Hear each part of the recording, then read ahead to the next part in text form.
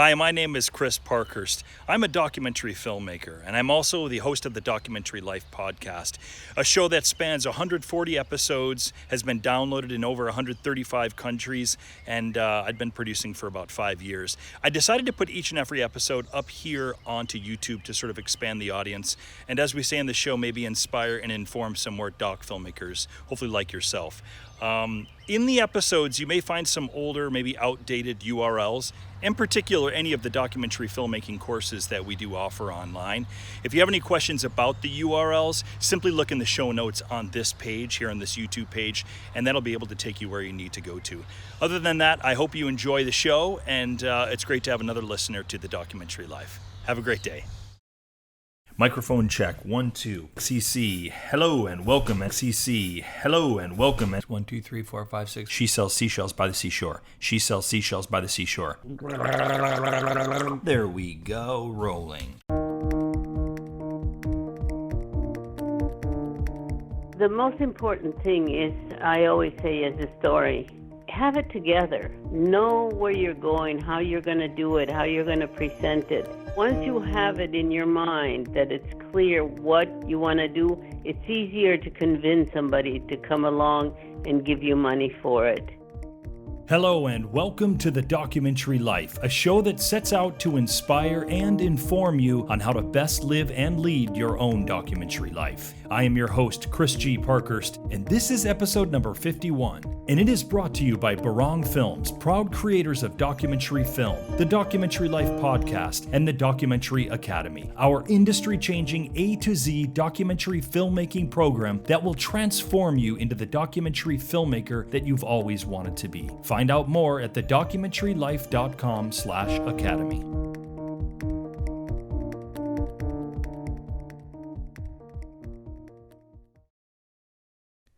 Many of you listeners have in some form or another been working with video production for a while. I know that I have listeners who work for local broadcast news.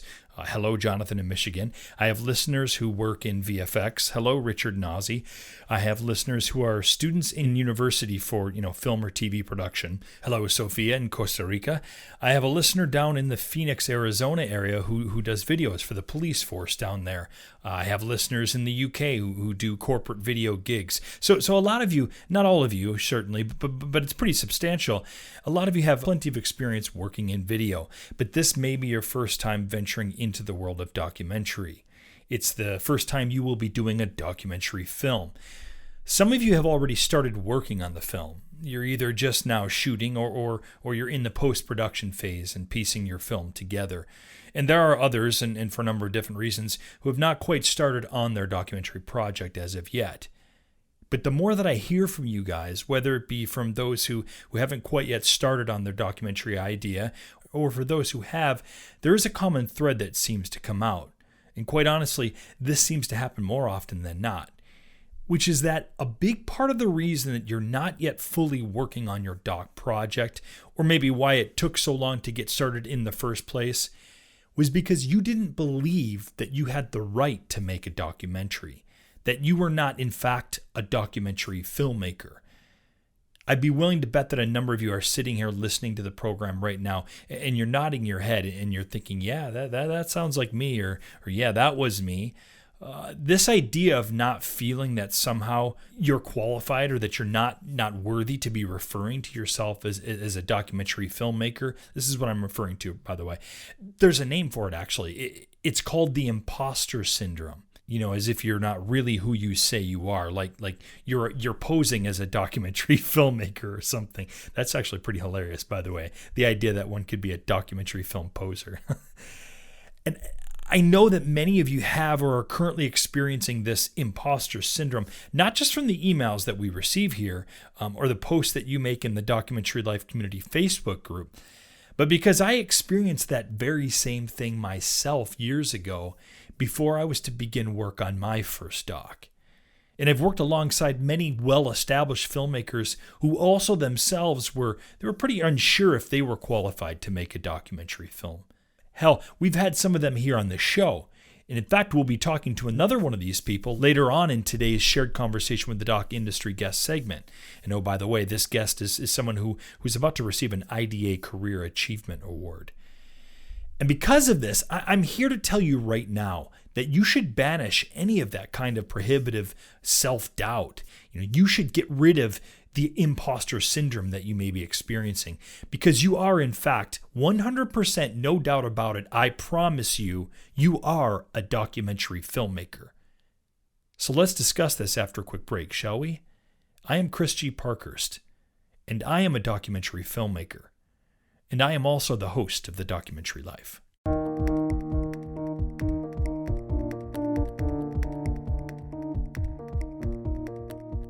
It was nearly 10 years ago to the day when I first decided to make my own documentary film.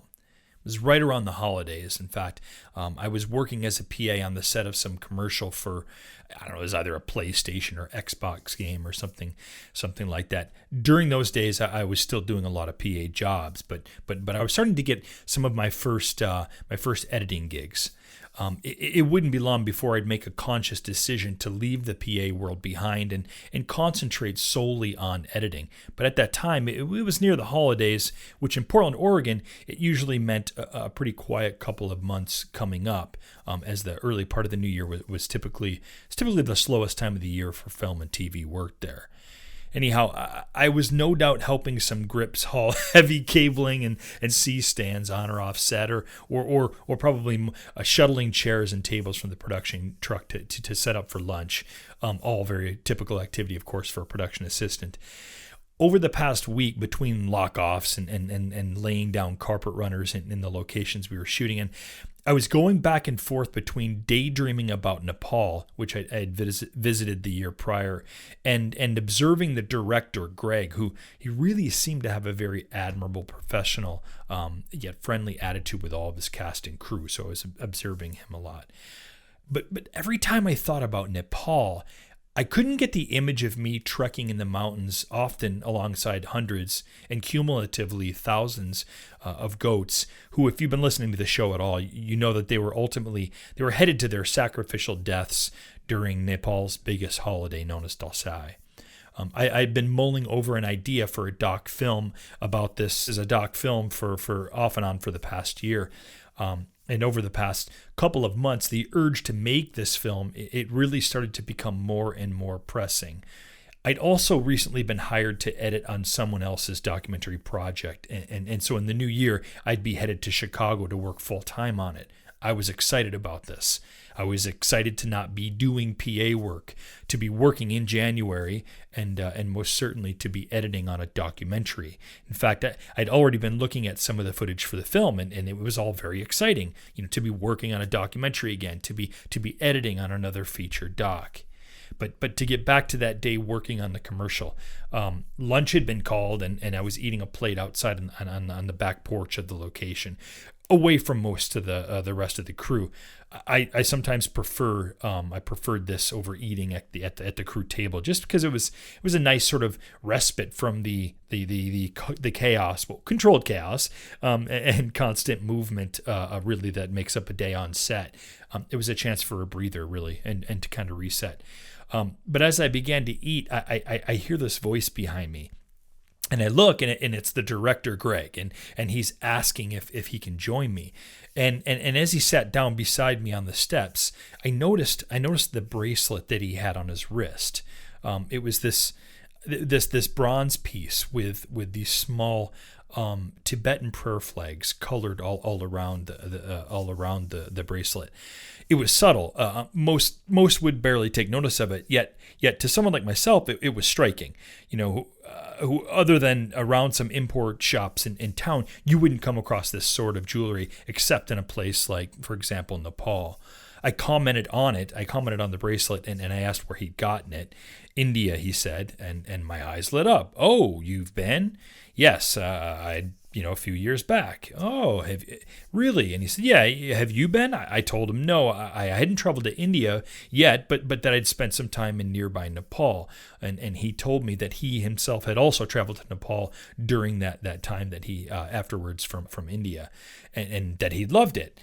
Then suddenly, before I knew it, or maybe before I knew better, I blurred out that I'm a documentary filmmaker, and I'm doing a film in Nepal actually about goats who make this annual trek every year. And as I got to the part about the sacrificial deaths, his eyes light up, right, and he looks suitably impressed, and I was impressed that I'd gotten all of this out. I didn't know what the hell I was talking about. I mean, what did I know about goats in Nepal and sacrifice and trekking in the Himalayas, let alone filming this whole thing?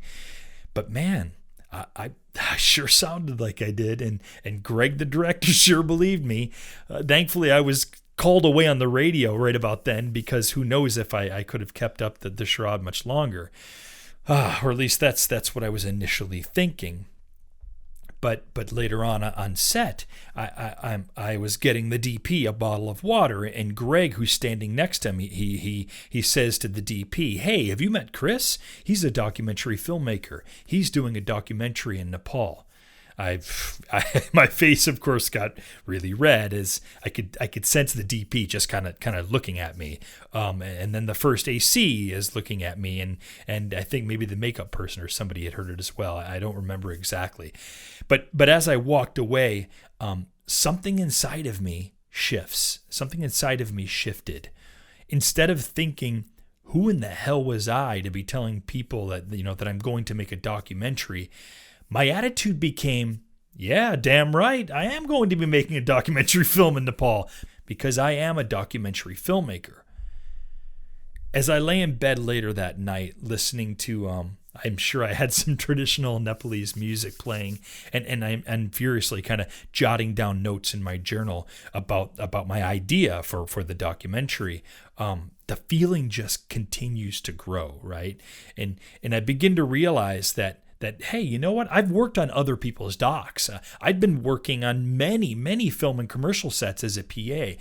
And through the course of that, I've been observing and being active in how this whole film thing works. And so why not me? Why couldn't I make my own documentary film? And really, it was from that point on that I became a documentary filmmaker. And I've been one ever since. And the truth of it is, the only thing that was ever keeping me from thinking that I was a documentary filmmaker was me. And I don't see why you or anyone else for that matter would be any different. Look, as I said at the outset of the program, I know that many of you out there who have been working with video for quite a while, you've been working doing local news or local TV spots or working in the film industry doing motion graphics, or you've been shooting corporate video, through your company, but this is the first time doing your own documentary film. You might remember the first time I had Faith Fuller of Desktop Documentaries on the program. If so, you'd remember that she talks about how her experience, I should say, doing TV news was the perfect preparation for doing her first documentary film. She had never done an actual doc film at that point, but she'd certainly had plenty of experience, doing things like interviewing subjects and then cutting the news pieces together. I also had on this summer Stefan Avalos, who had been in feature films for quite a while, and doing some corporate video, and before he even considered doing his first documentary film, which would then be the audience winner at Slamdance. The film's called Strad Style. What about Jennifer Brea, who was on the program in September? She'd never worked at all in any sort of video production in her life. Her film Unrest has been blowing up the festival circuit, and as of the time of this podcast, is on the short list for this year's Oscars. Coming up in my shared conversation with the doc industry guest with Lourdes Portillo, you're about to hear how a San Francisco art school student decided one day that she wanted to make a documentary film about this story she'd heard coming out of Argentina. So she literally just decided that she was a documentary filmmaker, even though she had absolutely no prior experience or training prior to this. Her film Las Madres de la Plaza de Mayo, it would go on to be nominated for an Academy and an Emmy Award. I realize that these are like the successful of success stories. These are the bright and shiningest of bright and shiny moments. But that's not what we're talking about here, is it? I mean, we're just talking about making a documentary film. We're not even talking about winning awards with it. Whatever, you just need to make your doc. Let the awards thing take care of itself. And my point is that I'm sure that Jennifer and Lourdes, neither of whom had a bit of film or video production experience prior to making their first films, they had their own moments of imposter syndrome. I'm sure of it. I can't say with 100% certainty. I'd have to go back and listen, but I'm pretty sure that Jennifer thought to herself, who the hell am I to think that I can make a documentary film? I'm not a documentary filmmaker. And many, if not most of you, have had more experience already operating cameras and sound equipment and editing than either Jennifer or Lourdes did. You're actually closer to Stefan or Faith, who had plenty of video experience, just not doc film experience. So if for some reason you're hesitating at all on your abilities, in your belief that you are a documentary filmmaker or that you can make a documentary film, well, don't you think it's probably time to stop that? Don't you think it's time to realize that we have all, at some point or another, had significant doubt whether or not we were doc filmmakers? It's just that we found our way past this doubt, as does really anyone who is, attempting to do something they've never done before, and we took the first step forward. And maybe even more importantly, after taking that initial step, and for me it was telling director Greg that I was a documentary filmmaker and was working on a doc film about goats in Nepal, after taking that initial step, we continue. We don't look back. Ever. We just continue forward. Once you've made up your mind that you're a documentary filmmaker, once you've decided that you are making a documentary film, that's it. That is your own verbal commitment to yourself. It's time to start making your doc, telling the world about your doc, and it's time to start living your doc life. I mean, it is, isn't it? If you have any more doubts, even after this clearly amazing and inspiring little segment, then look no further than this community that we're building here, guys. Look around our world of 127 different countries who are listening to this podcast, which means, I guess, there are at least 127 different documentary filmmakers. Get inspired by that. That's people from all walks of life, all different social classes, wildly different cultures, and they're all making a documentary film. They're all living their documentary life. Go to the Documentary Life Community Facebook group and read some of the posts that members are leaving there. Should you need some more encouragement. I think that you'll find that we're all experiencing our own doubts and could all use a little encouragement from time to time. But that we're all undoubtedly in this whole thing together. We're all undoubtedly documentary filmmakers. And amen for that. I'm curious about some of your stories, grappling with this idea of being a documentary filmmaker or making your first film. Of course, I already know some of your stories, but I'd love to hear a lot more of them. And I'm sure this community would be inspired and encouraged in hearing your story as well. So please consider sharing either on the community Facebook group or via an email to me. And you can always leave a comment in the show notes as well. Seriously, please do consider sharing your story with us. It helps the community. It really, really does.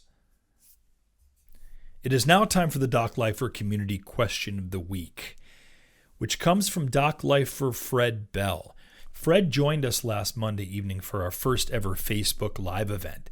It was a really, really great event, by the way, and you should consider joining us this upcoming Monday for our second one.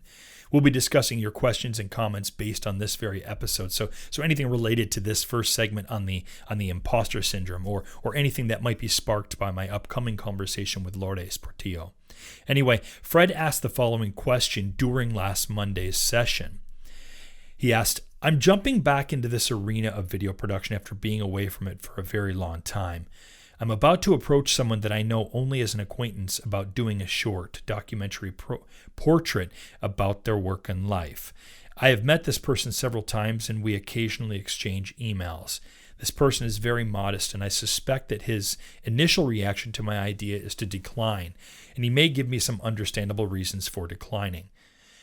But I would like to ask the group for some tips or stories of past experiences dealing with shy subjects, and how I can tactfully and politely persist with my idea. And perhaps a broader question, if you don't represent a recognized media outlet or an institution or have a proven track record, how do you get subjects to participate? So this live event question from Fred is actually fairly related to what we've already been discussing today, right? This idea of feeling like an imposter. And I think that at least the subtext of what Fred's talking about here is maybe about not feeling like he's qualified enough as a doc filmmaker to be approaching his potential subject. I don't need to respond with a bunch of rah-rah now. That's what the prior segment was for. But I would like to share part of my response to Fred, which was, it was all about persistence. Now, I know initially it seems like a throwaway response, just be persistent, guys, just keep trying.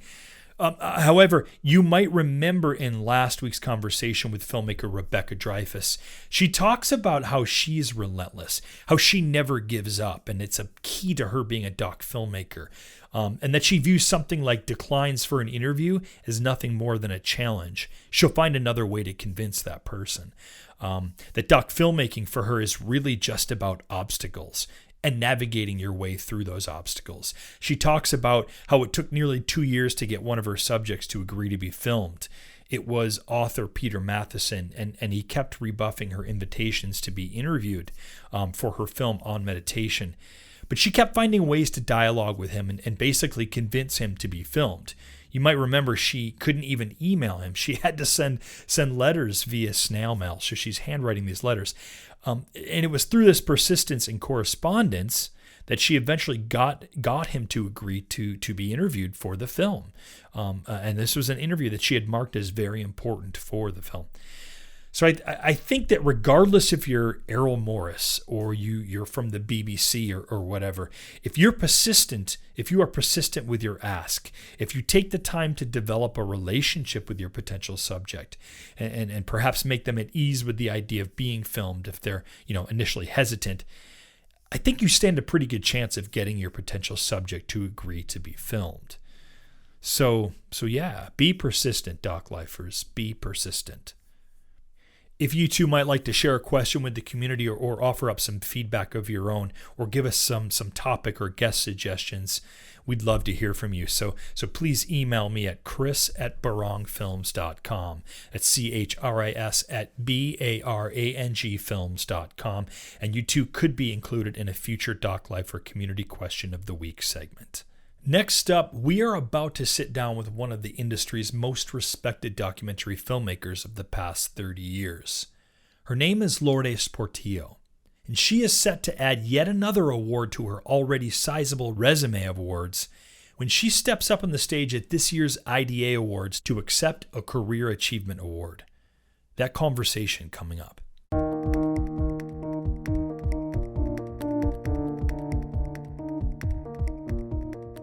I briefly mentioned our Facebook Live event that we started doing this past week. I had a blast doing it and I'm already looking forward to next Mondays, which will happen at 8:30 p.m. Eastern Standard Time. We're trying out some different times right now to see what works best for all of us, or for most of us, I should say. Last week we had Doc Lifers not only from the Western Hemisphere, but we had a couple of listeners participating from Australia. We realize that the timing isn't going to work well for a number of you. The whole of Europe basically gets shut out unless they're up at 2 or 3 or 4 in the morning. So we are exploring the potential to have actually an additional live event in the week that is more reasonable for our European and African doc lifers. So stay tuned for that. But for now, certainly this upcoming Monday, we will be hosting the Facebook Live event at 8:30 p.m. Eastern Standard Time. On this Monday, December 11th, and it will be held in the TDL Community Facebook group. I'll be on for about 30 minutes where I'll take your comments and your questions. I'll answer them as best as I can and further discuss topics raised in this week's show. It's going to be a great opportunity for you doc lifers to give us feedback so we can continue to improve and tweak the show as we go along. But also it allows me to answer your questions in a group setting rather than just conversing one-on-one via, say email. And that's what the community group page is all about, after all, building a community. I'm hoping that this will become a regular part of the documentary life experience. I'll make sure to post a link and more details in the show notes for this episode. I do hope to see you next Monday for the next Documentary Life Facebook event.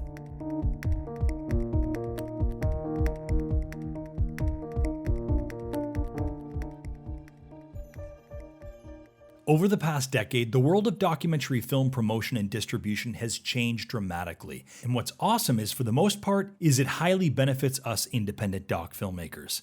However, we do recognize that navigating this new landscape of promotion and distribution can be a bit daunting when you're new to the task. Like, how do you make sense of the VODs and SVODs of the world? How do you find a distributor and sales agent that you can trust and who will work diligently to get your film out into the world? And what are they even looking for anyway? Or wait, maybe you should self-distribute your film. Maybe taking it out on a national tour is the right move for your film. But how would you even go about organizing such a thing? Is your film right for the potentially lucrative educational market? Or are community screenings the way to go? There are so many options available to you to get your film out to its market, but there are a lot of questions you probably have about how to do it, which is why we help you make sense of it all in our flagship program, the Documentary Academy. Inside the Academy, you will create a tailor-made, multifaceted, hybrid documentary film distribution strategy, one that's created based on your film and your film alone. You will have a strategic overview of how you will get your film out into the world and in front of the people who want to see it. Take control of your film distribution and enroll in the Documentary Academy at thedocumentarylife.com/academy. We'll see you there. I am joined today by Academy Award and Emmy Award nominated documentary and special jury prize winning documentary filmmaker Lourdes Portillo. Lourdes Portillo was born in Chihuahua, Mexico, and raised in Los Angeles. She's been making award-winning films about Latin American, Mexican, and Chicana experiences and social justice issues for nearly 40 years. Since her first film, After the Earthquake, she has produced and directed over a dozen works that reveal her signature hybrid style as a visual artist, investigative journalist, and activist. To date, she has 16 completed films, including the Academy Award and Emmy Award nominated Las Madres, The Mothers of the Plaza de Mayo, La Ofrenda, The Days of the Dead, Columbus on Trial, The Devil Never Sleeps, Corpus, a home movie for Selena, My McQueen, Almasaya, and her first animated film, State of Grace.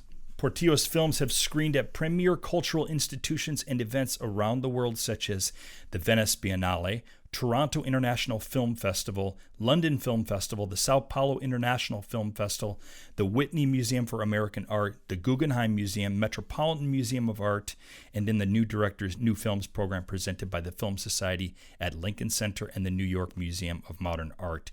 She also just so happens to be the recipient of the Rockefeller Foundation Fellowships, a Guggenheim Foundation Fellowship, and multiple grants from the National Endowment for the Arts.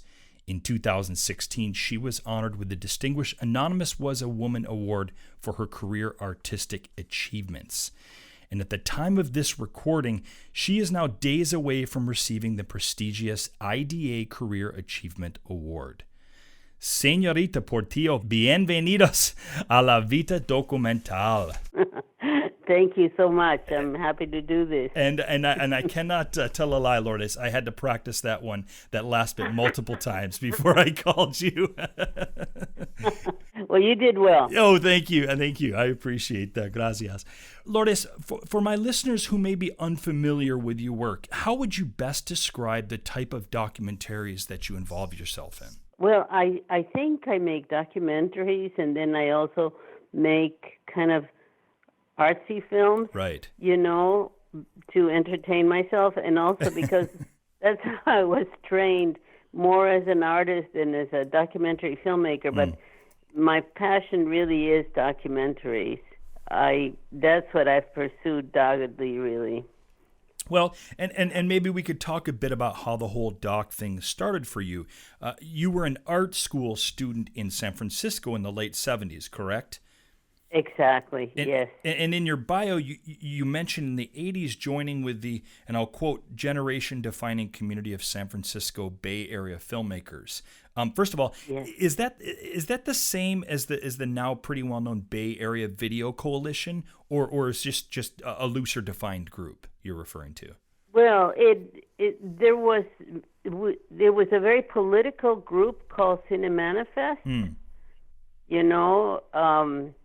and it was through them and a program that they had of trying to get minorities to work in film, okay, and train them as for example, in my case, camera assistants, Right. you know, and I got involved with them while they were making a feature-length film that was quite successful then, which the name I have forgotten right now. Okay. But the point of it being was that there was a kind of a very active movement, you know, to be inclusive in the late 70s. I see. Okay. And that was really, I think, what enabled me to get more involved and kind of fall in love with documentary. Your very first documentary, and this is just amazing, your very first documentary, Las Madres, the Mothers of the Plaza de Mayo, it gets nominated for an Oscar. I know. I know, she says. It was shocking. What was that whole time like for you? How was that?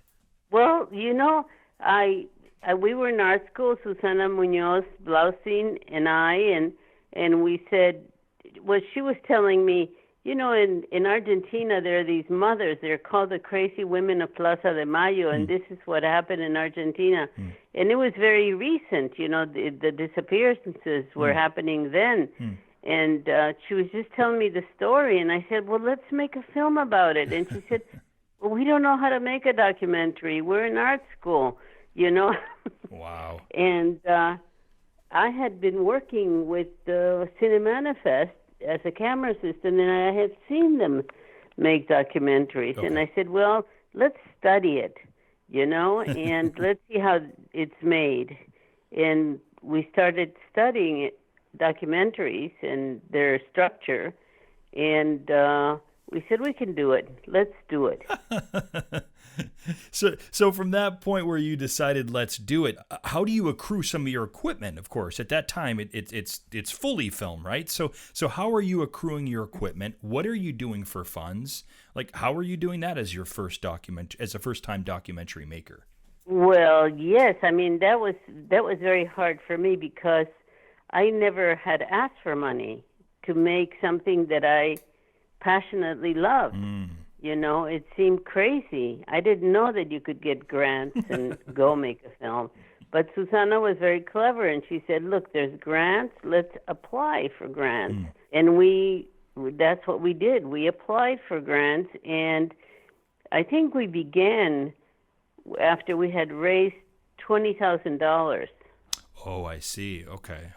Huh? So you had raised 20 grand, and that was what would start you on your path or your journey with Las Madres.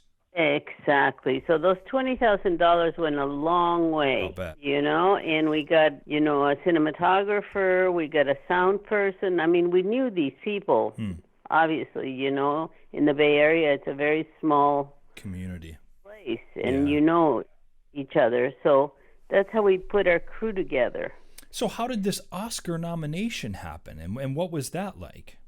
Well, we submitted it to the Academy Awards, and I mean, really hoping for the best. The film was really good when we were finished with it. Yeah. We had a great, you know, editor, and the cinematography was great. The story was great.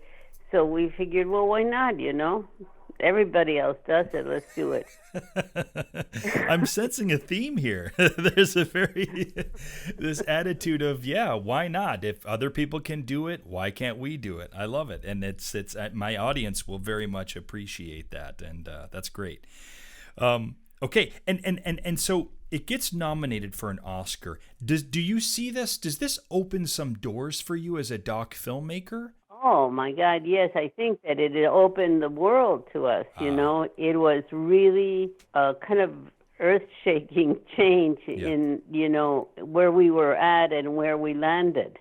We felt like, you know, many doors were open, you know, grants. People were willing to give us grants. People were willing to support us, to work for less, that sort of thing. Once we had the nomination, I think, it zoomed, you know, our careers became much more plausible.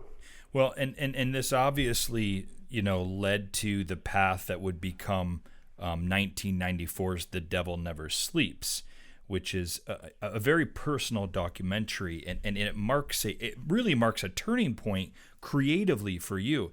I mean, you'd certainly been using investigative journalism techniques in some of your earlier work, but this was the first time that you'd exhibited much more artistic freedom, and I'm guessing this harkens back to your art school days, and you also put yourself directly within the film.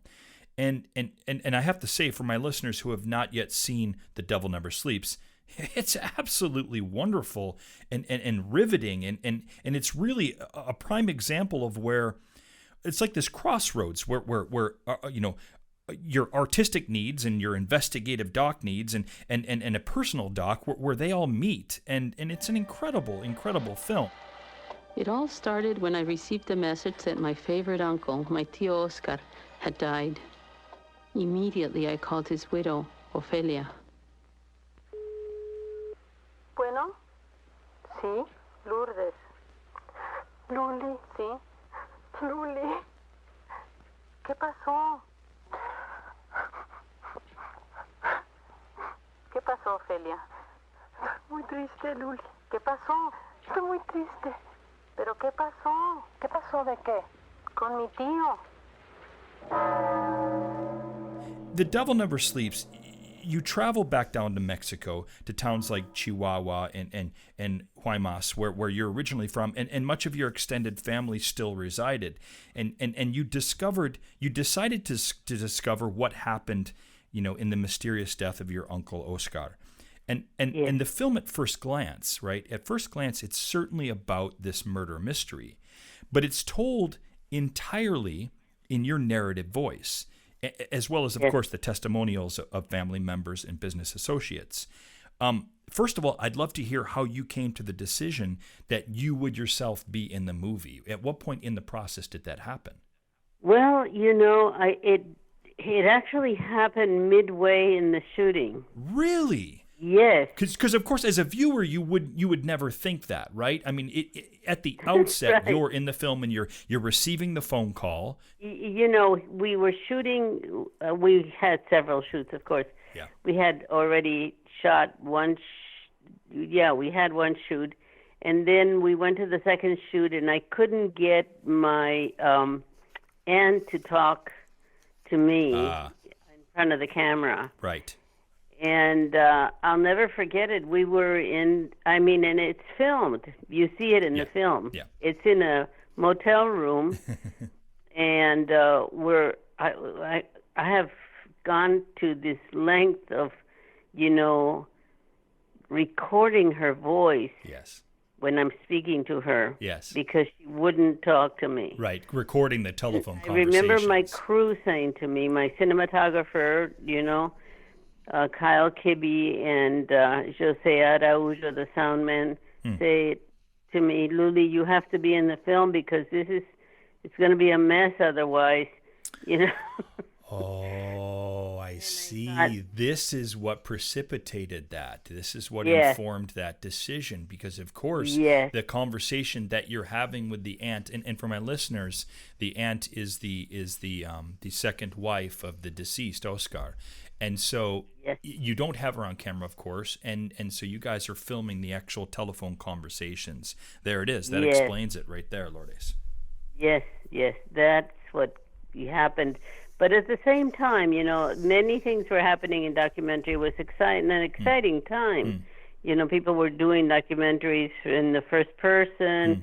There's all kinds of things. There was postmodernism, all that stuff, And so I figured this could be a very exciting film, Yeah, and in a very exciting way to tell it. Yes. So I was very open to everything. Wow, and it shows in the film in really brilliant fashion. Yeah. There's a personal journey that you go through, not only within the film, right? But when you're making a personal documentary like this, what is the journey that you went through yourself as a doc filmmaker? Well, it's kind of a cathartic experience. I had to go back to Mexico, and I was no longer a Mexican as I was when I left. I had become Americanized in a way. That's right. So I had to acknowledge that. I had to acknowledge the fact that I could see things differently. Like, in Mexico, telling the truth, there's a saying that you wash your dirty clothes at home. Yeah. You don't talk about it in public, and you certainly don't make a film about it. Yeah, I could relate to that, by the way, very, very well. A lot of the documentary work that I do tends to be in Southeast Asian countries and cultures. There's definitely some similarity there with what you were dealing with. Yes, exactly. You just don't talk about those things. Yeah. And I said, well, I have to do it because otherwise there's no sense in doing, in adhering to these rules that are not going to work all over the world. Mm-hmm. So, and I found it very liberating and at the same time scary, Yeah, in what ways scary, Lourdes? Well, because, the family will turn on me, and which Right. it did eventually. That's right. When they saw the film, they just felt betrayed. And it wasn't so much their anger or anything. It was more like the sense of betrayal that who I was and who I had become. And, it brought me to a different place, Yeah. a place of compassion instead of just being, the documentary filmmaker filming everything. I thought, well, I have to be respectful. But this was years later, I have to say. Yeah, right.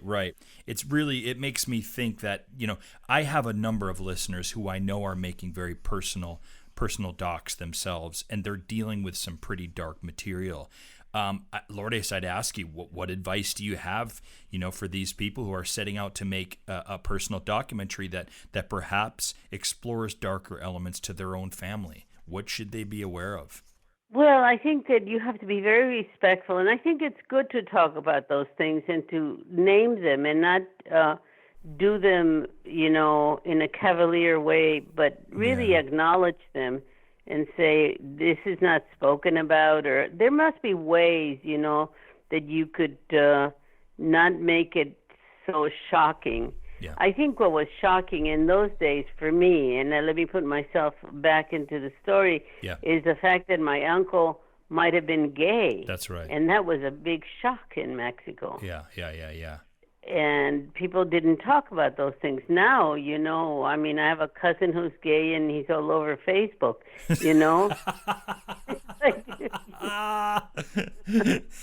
Some things have changed, haven't they, Lourdes? That's right. But just to be respectful, I think for the students or the people that are making films, I think that, it's good to be respectful, but it's also good to break the rules.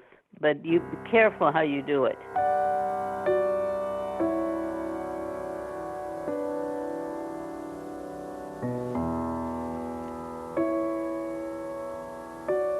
Vine a Juárez para presenciar el silencio y el misterio que rodea las muertes de cientos de mujeres.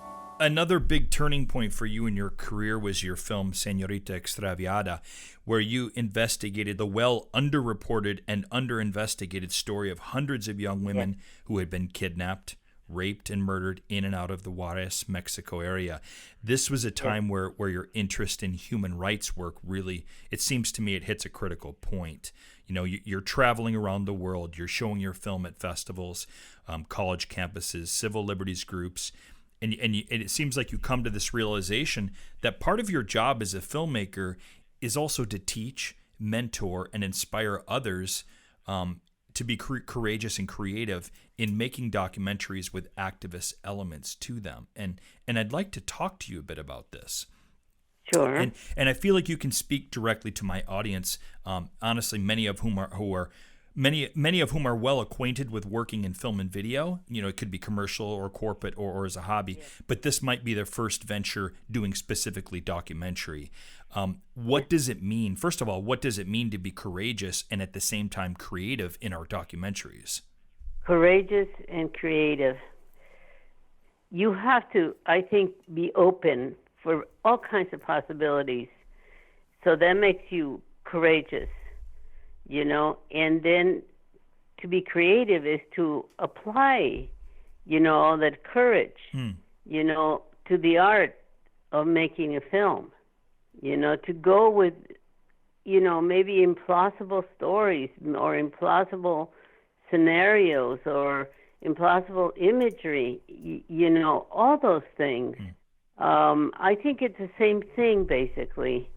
But one of the things that I always urge, like my students, is to have a story that you can tell. Go around telling your story before you shoot it, so to see if it's interesting. Yes. So you're going around and you're dialoguing about the story with, friends and family, work associates. And the idea here is you're kind of not only practicing perhaps what will be the story later on, but you're really kind of finding out if there's interest in this, if there's a story there that's interesting to be told via film. Exactly, and whether you're telling it correctly, is it going to be interesting? Is it going to be visually interesting? All that. I think that that's something that people don't think about very much. They want to do a documentary and they embark on it without having really repeated the story to themselves or to someone, that can give them some interesting feedback. Wow. And I think that plays well also. I think that we're, and this will perhaps be a little bit later on in the process. Maybe it's once we have agreed that yes, there is a story here and it's worthy of pursuing in the film.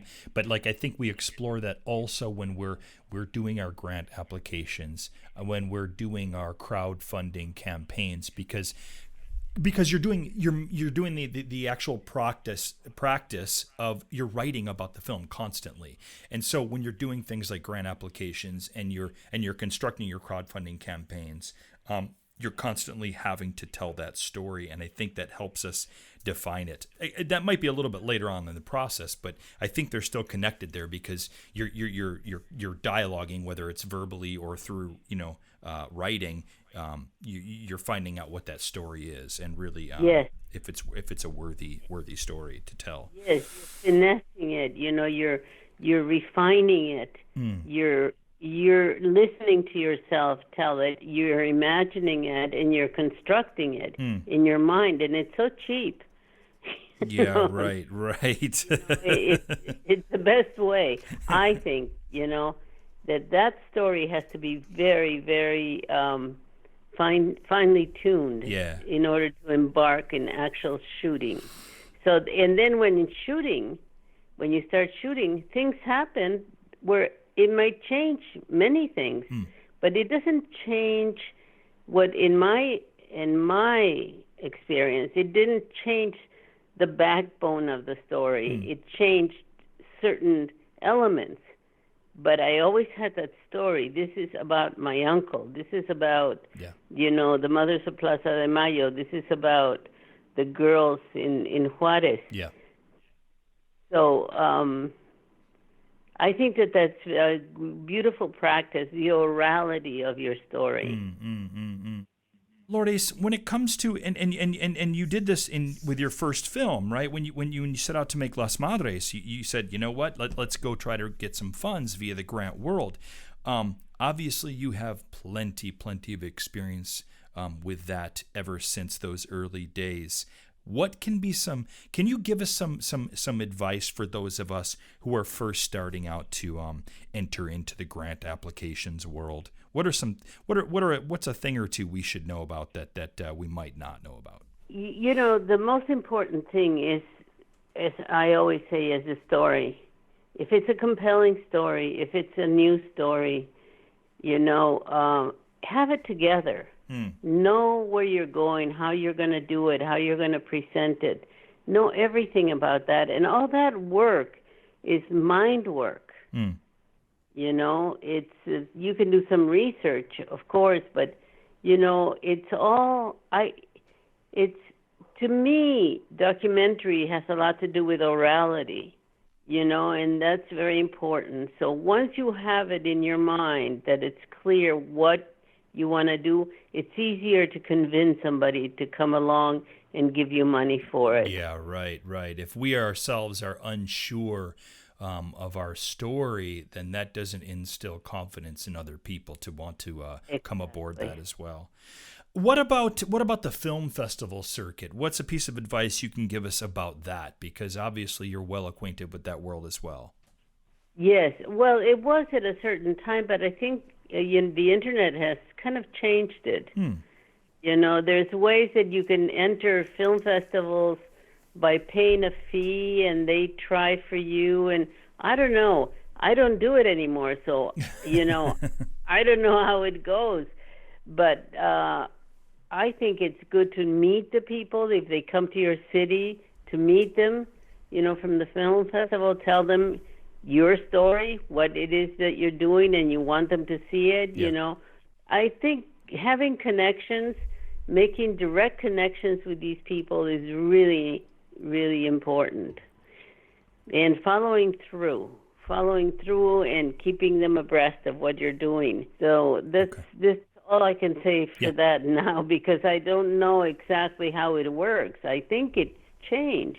Well, something has happened. Something has changed for you then. If you have pulled back from using the film festival circuit, what is that? What precipitated that decision? It sounds like it was a very conscious move on your part. No, what happened to me, like a few years back, I got cancer. Yes, that's right. And of course, you would explore that later on in your documentary. Right. It debilitated me, and there was no way that I could continue to make documentaries in the explorer kind of way that we do it. We go like you go to Nepal, right? I mean, it's beautiful to me. I'm so jealous. It's part of our lives. I couldn't live my life like that anymore. I had to live my life in a more sedentary way because I was in constant pain. So I got out of making documentaries in that sense of the word of being an explorer, Yeah. And I ended up for 4 years working at the Academy of Motion Pictures, Arts and Sciences, doing oral histories for a big exhibit. I see. Yes, and I did, and then I saw the beauty of oral histories. Oh, yeah. I didn't know, but I had done them before in my documentary work as well. I mean, unknowingly, you know what I'm saying? That we have to really acknowledge that orality is so much a part of documentary filmmaking. Lourdes, I'm curious about this a bit more, the work that you're doing now. Is it all audio based, or are there visual elements to it as well? No, the only visual element, this is the challenge, is just having the subject in front of you and you're just filming them. There is nothing more compelling than the protagonist telling you the story of their life in their own words, and it's fabulous. I mean, for me now. Yeah. Oh man, this is so. We could talk about this forever. This is very, very intriguing to me because it kind of, in many ways, harkens back to roots of storytelling. Right? You're sitting in front of a subject, and as a documentary storyteller, our interviews are king. Right? I mean, without the interviews, without the people, our subjects that are telling that story, we're in trouble many times, depending, of course, on the type of documentary you're doing. But this kind of gets back to the roots of storytelling, sitting in front of someone and allowing them to simply tell their story. Yes. I love it. This is amazing. Okay, what I would like to do here now is I want to talk to you about the importance of mentorships. There must have been people in your life that who were mentors. Who were they, and what did you take from those relationships? Well, I think what I've learned from all my crew. They were my mentors. There wasn't a mentor, documentarian mentor specifically, but I had, crew members that were more senior in their experience that always were willing to teach me. Like I have Vivian Hillgrove, who's an incredible editor. Right. That I've worked with since I made La Ofrenda, the Days of the Dead. Yes. I made a film about the Days of the Dead with her, and that was the first experience, and it was a very illuminating relationship, seeing film from another perspective. And from the sound man, like Jose Araujo, his experience, they gave me all this.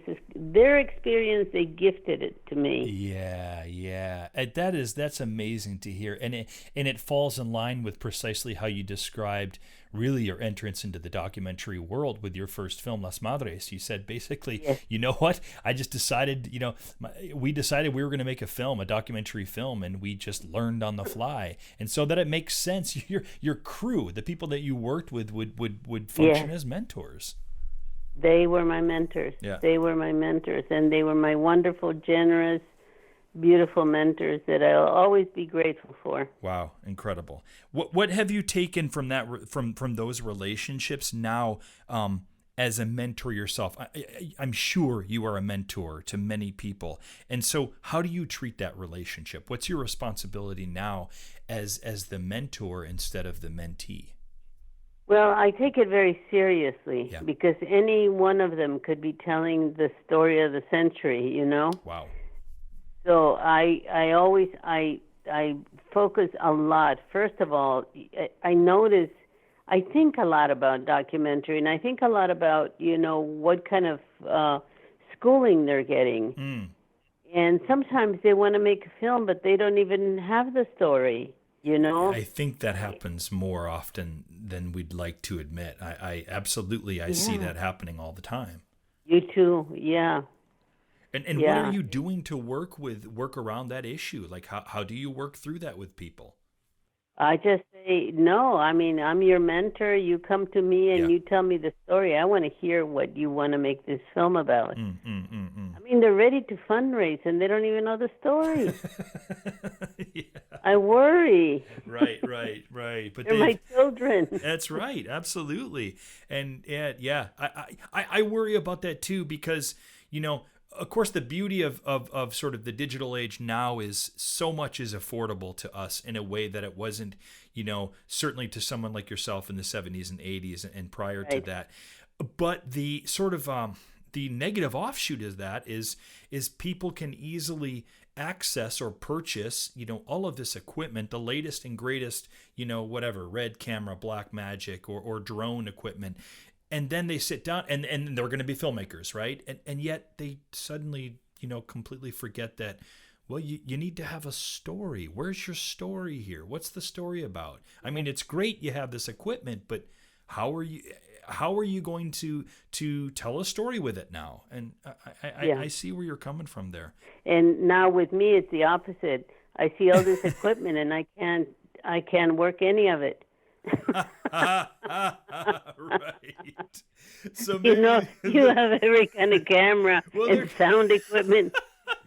Well, there can be an exchange of information happening here, Lourdes. You can be, presenting your experience as this amazing documentary filmmaker, and certainly with story, and others can show you how to operate some of the newer equipment. That's great. Yeah, the young kids know how to do it perfectly.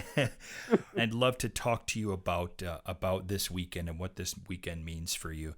The International Documentary Association, IDA, their awards are happening, and you'll be receiving a pretty prestigious award. Mm-hmm. Why don't we begin with you telling me what part have they played in your career as a doc filmmaker?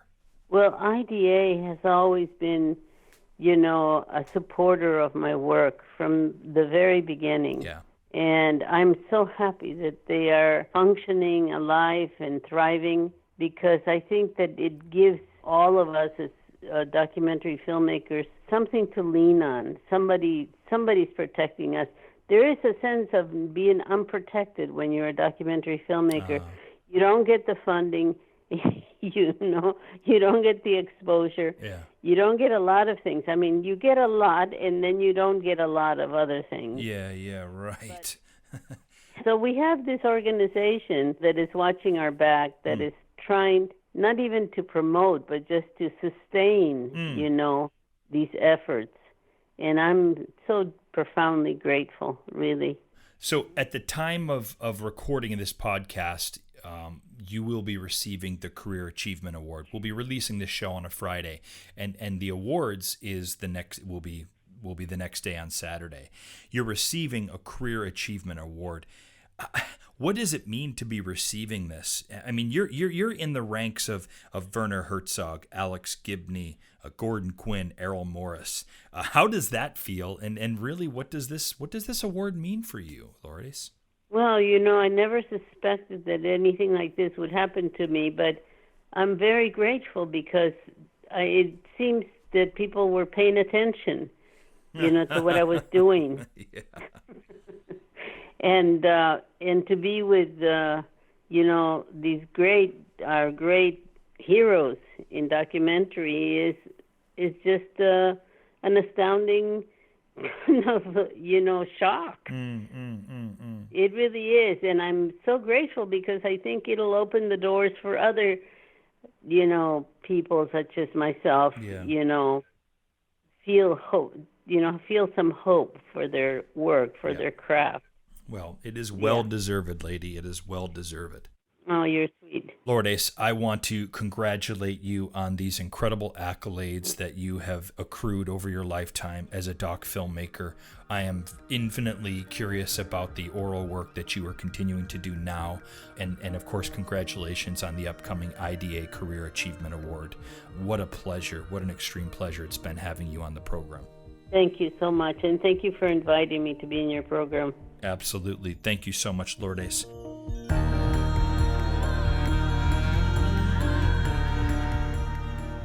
Hey, can I ask a quick favor? If you found this podcast helpful in living your doc life or making your doc film, will you help us share it with more people by giving us a stellar review on whichever platform you use to listen to this podcast? We'd really appreciate it, and you'll be helping the doc filmmaking community find us. Thanks again for listening, and we'll see you in the next episode.